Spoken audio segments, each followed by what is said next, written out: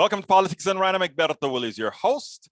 Today we have a very special guest, Ken Rusk. Ken Rusk is a blue-collar construction business entrepreneur who has launched multiple successful endeavors over the last 30 years. For the first years of his young working life, he dug ditches for a basement repair company in Northern Ohio.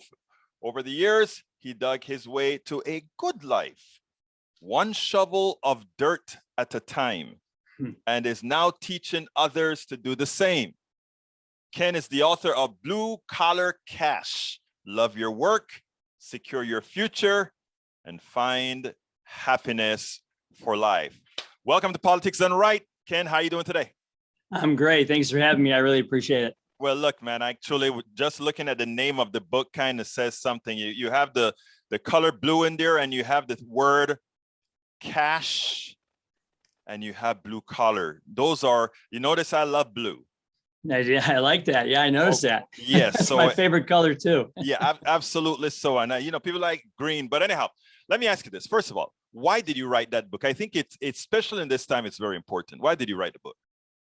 Well, it started out as something that I've been doing. I've been kind of, when you hire a lot of people for a living, especially people that have their first, second, or third jobs, and you end up doing almost becoming an involuntary life coach to them, which is great because you get to help them out with their first checking account, their first credit card, their first car, their first apartment, whatever, just kind of lead them through that initial process. And I've been doing it for a long period of time, working on visionary thinking and forward and future and all that kind of stuff. And I started writing a letter to my daughter, who actually got sick about 12 years ago.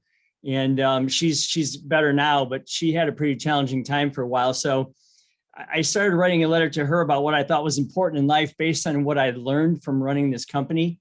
And it kind of turned into an 80,000 word manuscript over the next 6 or 7 months. And people said, with the experience you have in coaching and what you've done here, you should put this out there beyond the walls of your company and see what happens. And we got really, really lucky. We hit it pretty big with that. So. Well, let me tell you, first of all, what I love is that you're one of the entrepreneurs that are really self-made.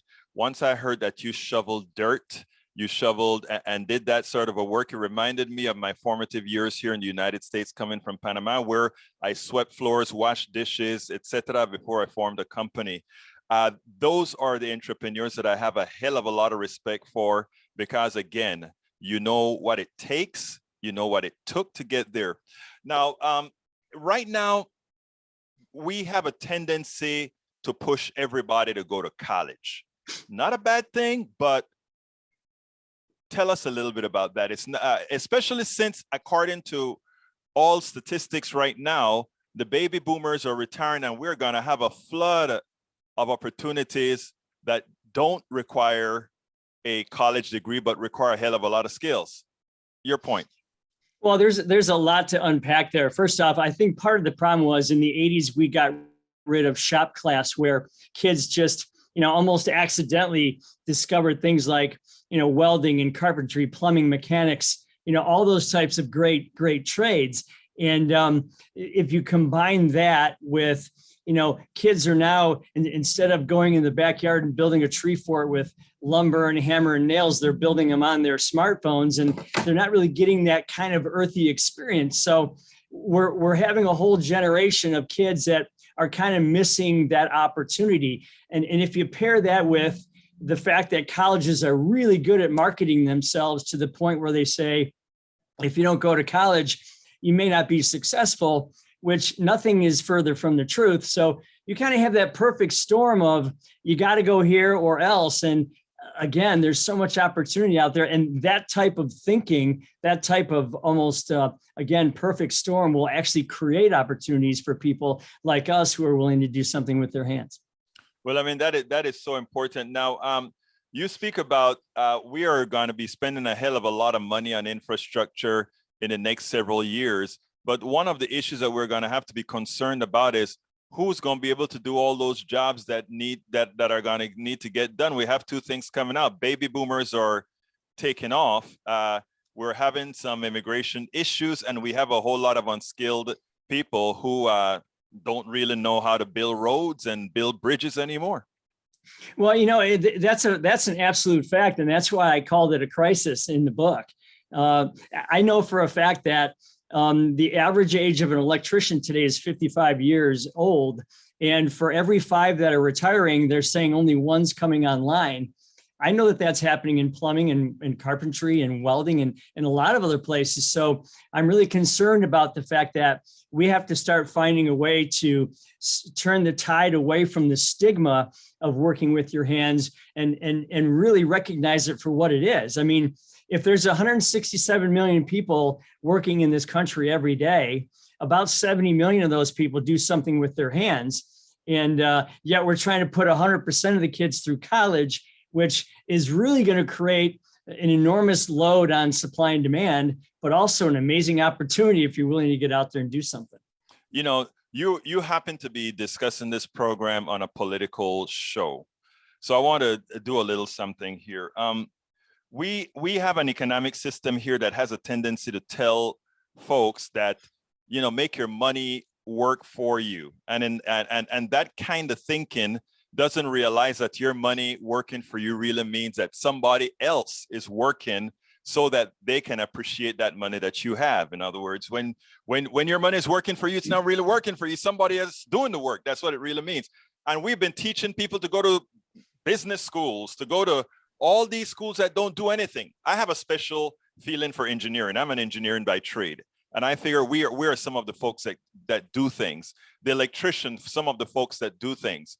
How do we repackage America so that it pays the appropriate price for those who actually get things done? A stockbroker does nothing. An investment banker does nothing, in my humble opinion, that is, because again, all of them are dependent on you and the people that you have been given impetus to do the things that they do out there. Please elaborate on that. Well, it's funny. Let's just take one quick example, and this is going to kind of partially answer your question. I was up in northern Michigan the other day, and I was driving to the golf course. That's my favorite passion, is to play golf. So I'm driving to the golf course, and I passed 3 fast food signs. One said $13 an hour. Right down the road, the other one said $14 an hour. And the one right down the road from there said $18 an hour. And every one of them had this almost begging sign in front of them, please come work for us. So I guess it's starting to happen. Supply and demand is starting to work because you have people in finished carpentry in Toledo, Ohio that are making as much as family doctors and lawyers. So I actually think that that's starting to happen.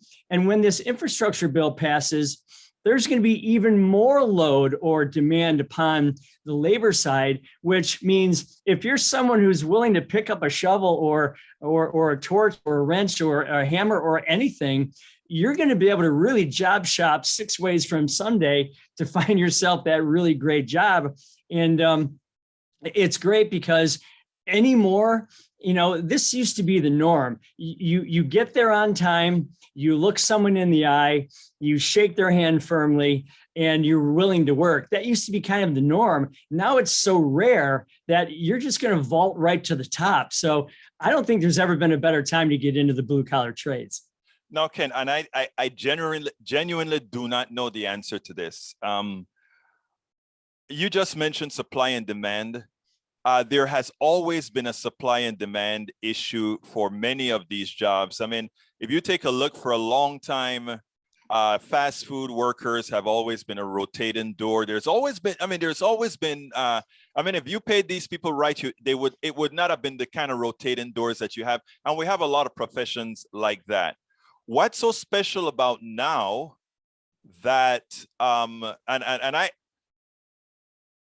me digress. I have a partial answer, but what do you see special with now, where we are empowering workers to actually sit back and demand what they're worth? Well, again, I think, it's funny because every time our government tries to manipulate supply and demand, they end up kind of messing it up in some way. So this is my opinion. So if you think about just take the pandemic, Yes. The pandemic, in my mind, kind of made everybody a kind of stay at home, work on my house, work on my yard, live locally, celebrate locally, recreate locally. And that put an enormous amount of pressure on an already pressurized system. But what I think it did is it got people to realize, I don't need to spend my life in a minivan anymore. I can stay at home and have a great time with my family. And that caused a whole lot of home improvement things to happen, maintaining, repairing, fixing, replacing, whatever. So I think it just put a whole lot of pressure on those people who are already doing it, and having them understand, wow, I can raise my prices. I can control my own input, my own output. I can control my revenue. So it's very quietly becoming the thing to do, because plumbers are making, 6 figures now, where before that wasn't the case. And I just think we have to get out of this stigma of, I was at a party the other day and there was parents hanging around, and well, my daughter's going to this college and my son's going to that college. And one said, well, what about what's her name's son? Well, he's just going to be a plumber. And I'm like, wait a minute, just going to be a plumber. I need to tell you what that means, because once you understand it, you're going to go, holy cow, why wasn't I thinking that way? So it's just kind of an awareness thing I think we need to fix. It's amazing, because the return on investment on that plumber is going to be pretty huge compared to the return on investment of a doctor, and what the doctor has to make my daughter is in med school, and she's going to have probably near $500,000 worth in debt, even though I paid her entire sure. Undergrad. It's amazing. But yeah. So the return on investment, but based on a little tonality that I heard there about your maybe a little bit of abstention from the government, I want to posit something and then hear your response. Okay. The pandemic gave a lot of people, as you said, the opportunity to stay home, but it was not only the opportunity to stay home, but given that we needed them home, they were paid to stay home, which means they had time to ponder. And in having that time to ponder, they had the flexibility, which inherently created shortages and choice. So I may take a little bit of exception when you say the government in some cases screw things up. I agree that the government can screw things up. I think in a lot of the way the welfare system was set up, especially for how minorities, what I think it has done with a lot of families, I shouldn't say minorities, but a lot of families, because of structure, I think that's been problematic. But also, I think there was a little bit of freedom given to people right now to effectuate exactly what you're talking about, don't you think?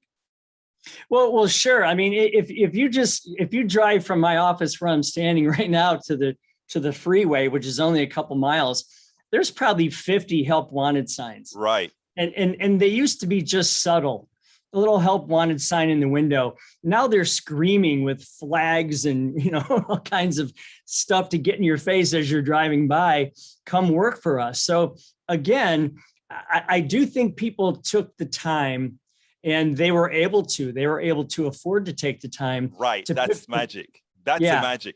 Yeah. They could afford to take the time because they had that support.